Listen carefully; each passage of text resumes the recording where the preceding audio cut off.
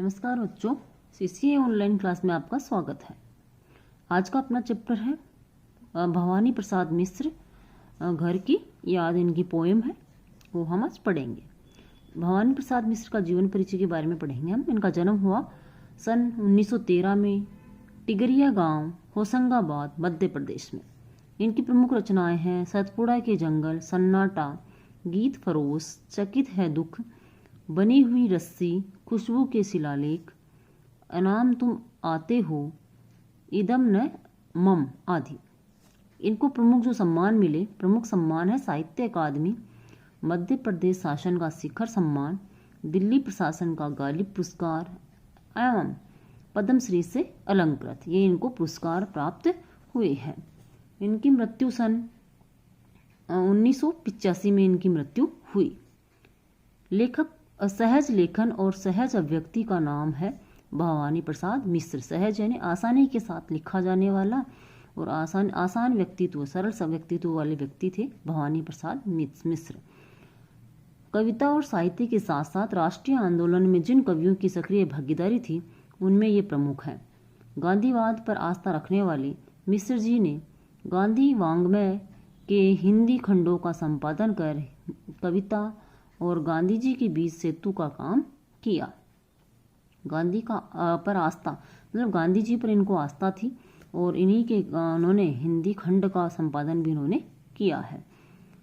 सेतु जो बीच में बांध बनाता है, पुल, मध्यस्थ का काम इन्होंने किया है।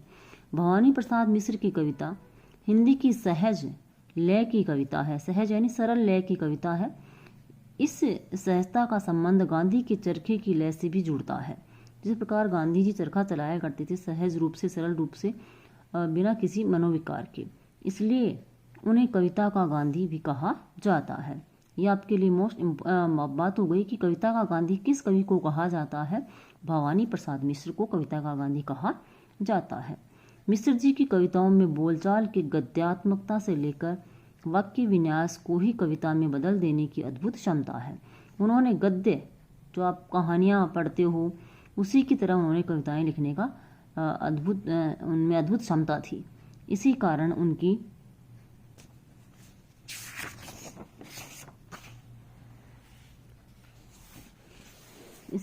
उनकी कविता सहज और लोक के अधिक करीब है। भवानी प्रसाद मिश्र जिस किसी विषय को उठाते उसे घरेलू बना लेते हैं। घरेलू यानी घर का जैसे विषय हो उसी तरह। आंगन का पौधा, शाम और दूर दिखती पहाड़ की नीली चोटी भी जैसे परिवार का एक अंग हो जाती है। वृद्धावस्था और मृत्यु के प्रति भी एक आत्मीय स्वर मिलता है। वृद्धावस्था यानी बुढ़ापे और मृत्यु के प्रति भी इनमें अपनापन देखने को मिलता है। उन्होंने प्रौढ़ प्रेम की कविताएं भी लिखी हैं। प्रौढ़ यानी युवा, जिनमें उद्दाम श्रृंगारिकता की बजाय सहज जीवन के सुख दुख और प्रेम की, श्रृंगारिकता यानी प्रेम के बजाय सुख दुख के और प्रेम की व्यंजना है। नई कविता के दौर के कवियों में मिश्र जी के यहाँ व्यंग्य और शोभ भरपूर है। शोभ यानी दुख, किंतु यह प्रतिक्रिया परक न होकर सृजनात्मक है, निर्माण करने वाला है। गांधीवाद पर आस्था रखने के कारण उन्होंने अहिंसा और सहनशीलता को रचनात्मक अभिव्यक्ति दी है। अहिंसा, हिंसा न करना और सहनशील बने रहने पर उन्होंने क्या दी है, ज़्यादा जोर दिया है। घर की याद कविता में घर के मर्म का उद्घाटन है। कवि को जेल प्रवास के दौरान घर से विस्थापना की पीड़ा सहनी पड़ती है। विस्थापित घर से दूर चले जाने की पीड़ा सहन कर सालती है। कवि की स्मृति संसार में उसके परिजन एक एक कर शामिल होते चले जाते हैं। घर की अवधारणा की सार्थक और मार्मिक याद कविता की केंद्रीय संवेदना है। मतलब मूल जो वेदना है वह मर्म को छूने वाली है और सार्थक है। आपकी पोएम है घर की याद। बिल्कुल सीधी सिंपल आपकी पोएम है, बिल्कुल सीधे तरीके से इसका अर्थ है, ज़्यादा कोई हार्ड ये पोएम नहीं है। कविता है घर की याद। आज पानी गिर रहा है, बहुत पानी गिर रहा है। इस प्रकार से वर्षा का ऋतु का मौसम है और क्या हो रही है, आज बारिश हो रही है। कवि कहते हैं कि आज बारिश हो रही है और बहुत तेज बारिश हो रही है। रात भर गिरता रहा, प्राण मन घिरता रहा। रात भर बारिश होती रही और मेरे प्राणों में जो प्राण और मन में जो घर था वह तैरता रहा, घर था वह बारिश में तैरता रहा, अर्थात मुझे घर की याद आती रही। कहने का भाव यह है कि जो कवि हैं वह आंदोलन में के कारण अंग्रेजों के कहाँ थे, जेल में थे, और जेल के में होने के कारण जब बारिश हो रही थी तो उनको अपने घर की याद आ रही थी। बहुत पानी गिर रहा है, घर नज़र में तिर रहा है, बहुत तेज़ बारिश हो रही है और मेरा घर मेरी नज़रों के सामने तैर रहा है, अर्थात मुझे मेरे घर की याद आ रही है। घर की मुझसे दूर है जो, हर घर खुशी का पूर है जो, कि जो घर आज मेरे से क्या है, दूर है, अर्थात मैं उस घर से आज क्या हूँ, दूर हूँ, क्योंकि मैं जेल में हूँ, घर पर नहीं हूँ। घर खुशी, जो मेरा घर है वह खुशियों का भंडार है, वह घर आज मुझसे क्या है, दूर है। घर में 4 भाई, मेरे घर में क्या है, मेरे घर में मेरे 4 भाई और हैं। मायके में बहन आई, आज मेरी बहन है वह क्या ये ससुराल से घर पर आई है। जो घर होता है लड़कियों के लिए वो मायका कहलाता है। तो आज मेरी बहन मायके से कहाँ आई है, सॉरी घर ससुराल से मायके आई है। बहन आई बाप के घर, हाय रे परिताप के घर। आज बहन अपने पिताजी के घर पर आई है, लेकिन हाय वह मुझे प्राप्त न करके क्या करेगी, कष्ट का घर महसूस करेगी। यहाँ कहने का भाव यह है कि हम 4 भाई हैं और आज मेरी बहन मेरे घर आई हुई है। वह बहन खुशी से मेरे घर आई है, लेकिन वहाँ आकर मुझे न प्राप्त करके वो क्या करेगी, कष्ट का अनुभव करेगी। घर में सब जुड़े हैं, कि सारे सदस्य हैं वह घर पर ही हैं, सारे घर पर ही जुड़े हुए हैं, सभी एक दूसरे का सहयोग कर रहे हैं। सबकी इतने कब जुड़े हैं, लेकिन मेरे ना होने से वह सारे क्या जुड़े हुए नहीं हो रह पा रहे हैं। 4 भाई 4 बहनें, बुझा भाई प्यार बहनें। हम 4 मतलब मेरे 4 भाई हैं और 4 बहनें हैं। तो मेरे भाई हैं बुझा के समान है, अर्थात सहयोग करने वाले हैं, और मेरी बहन है प्यार की मूर्ति है, अर्थात प्यार लुटाने वाली है, अत्यधिक स्नेह हमसे स्नेह रखने वाली हैं।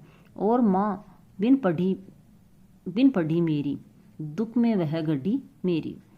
मेरी जो माँ है वह पढ़ी लिखी नहीं है, अर्थात अनपढ़ है, और वह दुख में डूबी रहती है। मेरे दुख में वह डूबी रहती है कि मेरा जो एक बेटा है वह मुझसे क्या है, दूर है, जेल में है।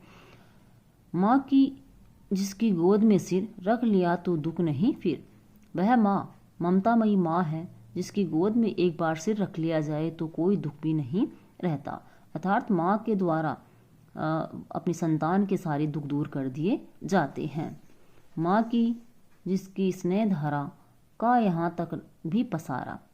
माँ का जो प्रेम है, स्नेह की जो धारा है, वो यहाँ तक मतलब मुझे प्राप्त हो रही है, अर्थात मैं जेल में होकर भी माँ के प्रेम को महसूस कर रहा हूँ। उसे लिखना नहीं आता जो कि उसका पत्र पाता। मेरी माँ अनपढ़ है और जिसके कारण वह लिख नहीं पाती, नहीं तो वह मुझे क्या करती, पत्र भेजती, मेरे सुख दुख का हाल वह मुझे पत्र के माध्यम से पूछती। पिताजी जिनको बुढ़ापा एक क्षण भी नहीं व्यापा। अब यहाँ पर कवि कह रहे हैं कि अब अपने पिताजी का वर्णन कर रहे हैं यहाँ पे, और पहले ऊपर उन्होंने अपनी माता का वर्णन किया था। पिताजी के लिए कह रहे हैं कि पिताजी जिनको बुढ़ापा एक क्षण भी नहीं व्यापा। मेरे जो पिताजी हैं वो बूढ़े हो चुके हैं, लेकिन फिर भी एक क्षण भी उनको बूढ़े होने का अनुभव नहीं होता। व्यापा यानी अनुभव होना, कि फिर भी उनको देखकर बुढ़ापे का एहसास नहीं होता। जो अभी भी दौड़ जाएं, जो अभी भी खिलखिलाएं, अभी भी उनमें क्या है, दौड़ने की क्षमता है, अर्थात दौड़कर कार्य वह करते हैं, और अभी भी वह प्रसन्नता के साथ जीवन जीते हैं। कहने का भाव यह है कि वह उनमें उनकी उम्र है, वह बुढ़ापे की उम्र है, लेकिन फिर भी वह उनमें बुढ़ापे का अनुभव नहीं है, और वह आज भी दौड़ लगाते हैं और खिलखिलाकर हंसते हैं। मौत के आगे न हिचके, शेर के आगे न बिचके, बिचके यानी डरे। मौत के आगे न हिचके, मौत के सामने जाने से भी वह हिचकते नहीं हैं, डरते नहीं हैं। अगर उनके सामने शेर भी आ जाए तो वह बिना डरे उसका मुकाबला कर सकते हैं। बोल में बादल गरजता, काम में झंझा लरसता। अगर वह बोलते हैं तो बादल के समान गर्जना होती है, और जब वह काम करते हैं तो आंधी तूफान भी अपने आप को लज्जित महसूस करते हैं, अर्थात उनमें अब भी काम करने की क्षमता अत्यधिक है, जिनसे प्रकृति के जो उपमान है वह भी क्या होते हैं, लज्जित होते हैं। वही पिताजी का ही वर्णन यहाँ फिर चल रहा है। आज गीता पाठ करके दंड 260 करके खूब मुकद्दर हिला लेकर मूठ उनकी मिला लेकर, नियत समय की तरह या हमेशा की तरह आज भी उन्होंने क्या किया होगा, गीता का पाठ किया होगा, गीता उन्होंने पढ़ी होगी और 260 उन्होंने दंड बैठक लगाई होंगी। जो आप उठक बैठक जिसे बोलते हो आप, 260 उन्होंने दंड बैठक लगाई होंगी। और जब वह दंड बैठक लगाकर अब और क्या घुमाया होगा, उन्होंने मुकद्दर घुमाया होगा और उनकी दोनों मूठों को, दोनों हाथों को उनका मिलाकर उन्होंने क्या की होगी, कसरत या व्यायाम किया होगा। जबकि नीचे आए होंगे, जब वह यह कसरत करके नीचे आए होंगे, नैन जल से छाए होंगे, तो उनकी आंखों में क्या आ गए होंगे, आंसू आ गए होंगे। क्यों भाई? क्योंकि जो सारे सदस्य घर पर थे, लेकिन एक जो पुत्र था वह कहाँ था, जेल में था। हाय पानी गिर रहा है, घर नजर में तिर रहा है। कवि कह रहे हैं कि हाय आज बहुत बारिश हो रही है, वर्षा हो रही है और मेरा घर है वह मेरी नज़रों के सामने, मेरी आंखों के सामने तैर रहा है, अर्थात मुझे मेरा घर दिखाई दे रहा है। चार भाई चार बहनें, बुझा भाई प्यार बहनें। हम चार भाई, मेरे 4 भाई हैं और 4 बहनें हैं। मेरे भाई हैं वह बुझा के समान है और मेरी बहन है वह प्यार की मूर्ति है। अर्थात मेरे भाई हैं मेरा सहयोग करने वाले हैं और हमारी जो बहनें हैं वह हमसे प्रेम मिलाप रखने वाली हैं। खेलते या खड़े होंगे, जो सारे भाई बहन हैं वह या तो खेल रहे होंगे या खड़े होंगे या कोई बातचीत कर रहे होंगे। नज़र उनको पड़े होंगे, जब मेरे पिताजी को वो सारे बात करते या खेलते दिखाई दिए होंगे, तब उनके मन में क्या उत्पन्न हुआ होगा, दुख उत्पन्न हुआ होगा, क्योंकि उनको मैं दिखाई नहीं दिया हूँगा। पिताजी जिनको बुढ़ापा एक क्षण भी नहीं व्यापा। मेरे जो पिताजी हैं जो बूढ़े हो चुके हैं, लेकिन फिर भी उनमें बुढ़ापे का बिल्कुल भी अनुभव नहीं है, अर्थात वह उनमें बुढ़ापा अभी तक दिखाई नहीं देता। रो पड़े होंगे बराबर 5वीं का नाम लेकर। जब उन्होंने अपने सारे बच्चों को, अपने सारे पुत्रों को, पुत्रियों को एक साथ देखा होगा और जब मुझे उन्होंने नहीं देखा तो वो क्या करने लगे होंगे, रोने लगे होंगे। मेरा नाम लेकर वह रोने लगे होंगे, अर्थात उन्होंने मेरी कमी महसूस की होगी। 5वां मैं हूँ अभागा, जिसे सोने पर सुहागा। पिताजी कहते रहे हैं, प्यार में बहते रहे हैं। मैं उनका 5वां अभागा पुत्र हूँ जो जेल में हूँ, जिसे मुझे वह सोने पर सुहागा कहा करते थे। मेरे जो भाई हैं वह क्या है, सोना है और मैं उन पे क्या हूँ, सुहागा हूँ। पिताजी मुझे सोने पर सुहागा कहा करते थे और प्यार से मुझ पर प्यार लुटाया करते थे। आज उनके स्वर्ण बेटे लगे होंगे उन्हें हेटे। आज हेटे यानी छोटे। आज उनको अपने सोने के जो बेटे हैं, सोने के समान जो बेटे हैं, वह भी क्या लगे होंगे, छोटे लगे होंगे। क्योंकि मैं उन पर सुहागा बंधा बैठा हूँ अभागा, क्योंकि मैं उन पर जो सुहागा कहलाने वाला पुत्र था वह आज जेल में अब बैठा हुआ हूँ। आज मैं देश की सेवा के लिए जेल में बैठा हुआ हूँ। और माँ ने कहा होगा, दुख कितना बहा होगा। जब मेरे पिताजी के दुख को माँ ने देखा होगा तो माँ ने उनको सांत्वना देते हुए कहा होगा, माँ ने उनसे बात की होगी और कितना दुख बढ़ गया होगा, सभी दुखी हुए होंगे। आंखों में किस लिए पानी, वहाँ अच्छा है भवानी। माँ ने उनका पिता को सांत्वना देने के लिए कहा होगा कि तुम अपनी आंखों में आंसू क्यों ला रहे हो, वहाँ पर जेल में भवानी है, वह हमारा जो पुत्र है वह अच्छा है, ठीक है। वह तुम्हारा मन समझकर और अपनापन समझकर गया है सो ठीक ही, यह तुम्हारी लीक ही है। लीक यानी परंपरा।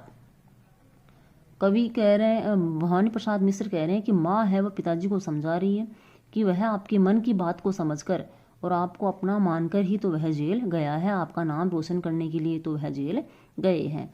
गया है सो ठीक ही है। उन्होंने आपकी इस परंपरा को क्या किया है, आगे ही बढ़ाया है, अर्थात देश प्रेम के लिए उन्होंने अपना सब कुछ न्यौछावर कर दिया है, अपनी सारी इच्छाएं नष्ट कर दी हैं और वह जेल में चले गए हैं।